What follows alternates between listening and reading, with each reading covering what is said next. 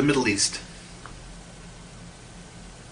Here, as in previous talks, there's a certain inevitable selectivity going on, that there'll be more emphasis on the more recent. You will notice that certain countries will be discussed more than others. You will also notice.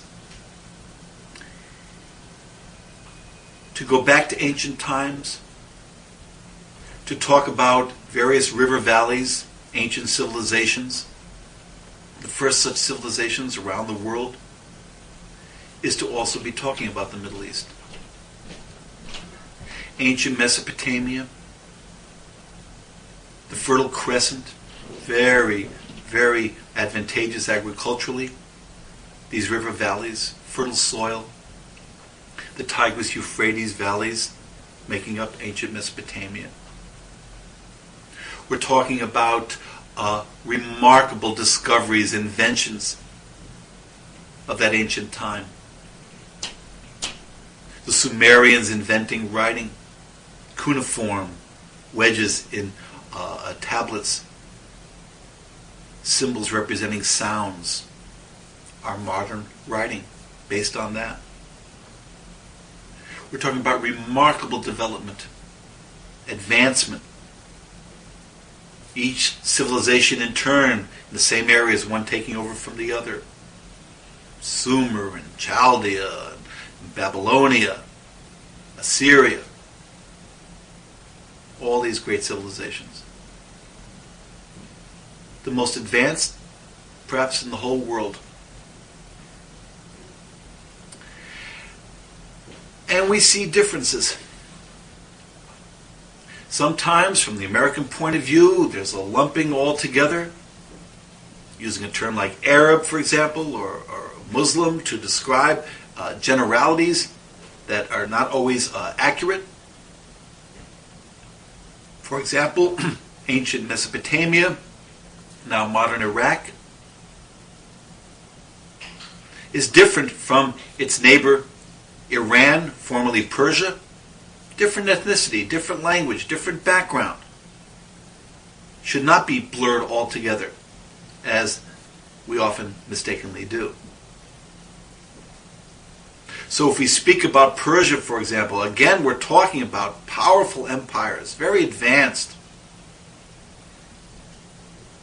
and often very progressive in that ancient history. There are encounters with Europe, the various Persian wars against the Greeks, which were failures on the part of Persia. But we have basically thriving civilizations that will go on for centuries and will continue to thrive in inventions, in agricultural success in that part of the world. What we also see coming out of the Middle East with regard to religion is that concept of monotheism, that idea of one all-powerful God that we see essentially coming out of Canaan, the tribe of Abraham, that is to say, Judaism.